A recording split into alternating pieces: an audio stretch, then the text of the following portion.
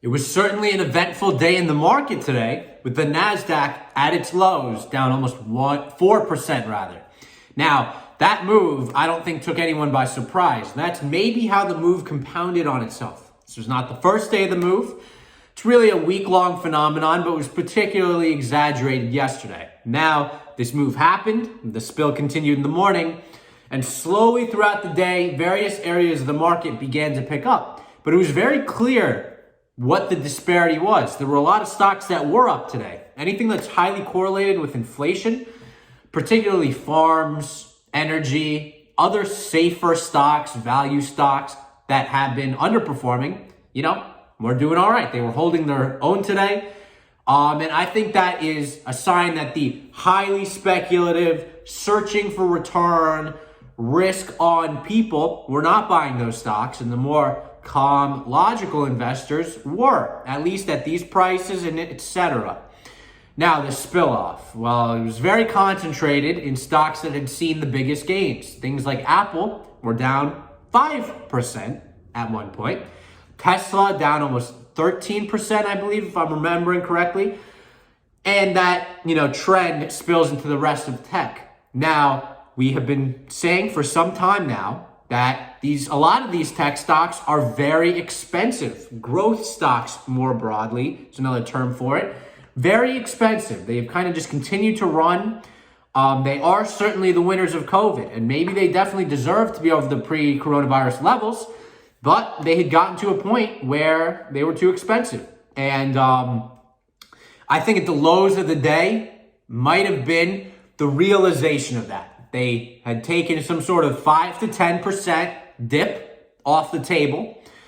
And that is, in addition to what has happened over the past couple days, and that combination, that total amount, might be enough to, yes, they are still expensive, but they are not, frothy, super expensive stocks. Now, I'm not buying Apple at these levels. We need to see it get closer to a historic multiple for me to take a look at that. I'm not buying Tesla at these levels. We need to see it come to a better valuation. But let's talk about Tesla and apply this logic to the rest of the market, at least this area of the market that was particularly hit hard. And for a lot of us young guys, this is the area of the market that we want because it presents the highest upside, essentially. So Tesla, for a very long time, past 6 months, has been at a very high valuation. It reached a high of around $800 to $900 a share and was relatively flat within some sort of range around there for some amount of weeks. Very tight at that price.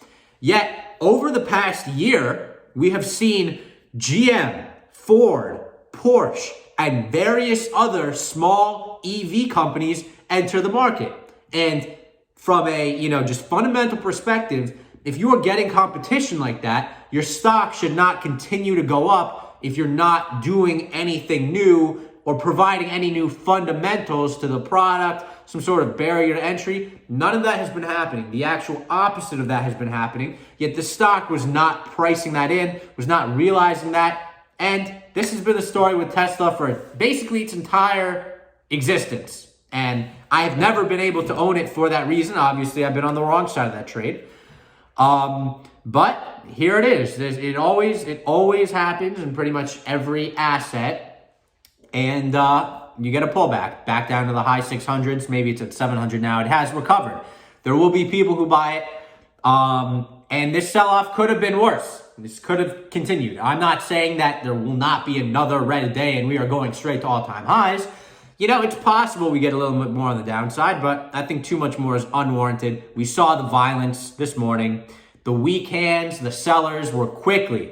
Nobody was surprised. Nobody was surprised. The levels of the market are incredibly high. It's not surprising for that to happen. And, people got shaken out.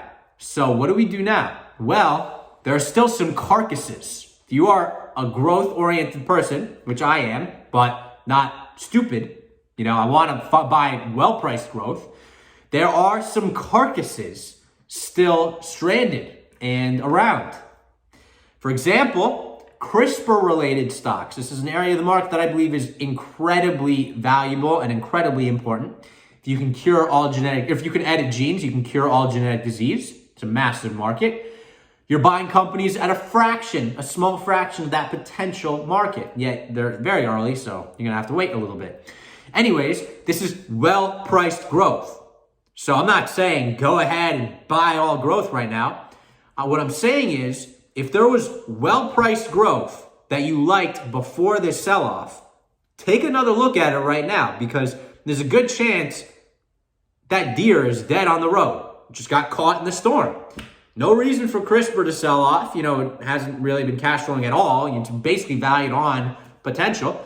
But the fear shook a whole lot of people out. So that if there is a growth company you like, it's probably happened with that growth company. So take a look at that. Obviously, I'm still a fan of real estate for the next extended period of time. So any real estate company with a solid dividend, a REIT, still liking it. Have been liking it for weeks. Before this event, it's not really much of an event. It's really nothing. It's really nothing. But these are the kinds of areas of the market that I've been trying to push my viewers towards. Real estate, gold miners, and energy. Still my favorite areas of the market. After this sell-off, yes, I'm liking CRISPR stocks, certainly adding to those positions. Very happy to be getting these prices despite the heavy losses I experienced today in those stocks. But it is what it is. I'm not surprised. So adding to those positions, and if you like them, you should too. So kind of scan around. This is, time to buy was this morning. For those of you who have me on everything except YouTube, you saw that story update come out. And that, at least for now, was a pretty good time to buy stuff that was down like 15, 20%. So, that's what we're looking for. As long as it's good. We're looking for good fundamentals and a good price. That combination to Goldilocks. So, not saying to buy everything, saying to buy well-priced growth. That is still a good area of the market, despite the volatility that has happened and may continue to happen. No need to take all of a position in one day. You can take half of a desired position. Then if it falls another 5, 10%, take another quarter and nibble on the way down. That is a good strategy, and that's what I advise you to do. Some level of dollar cost averaging, it's called. So feel free to look more into that. And until next time, peace out. See ya.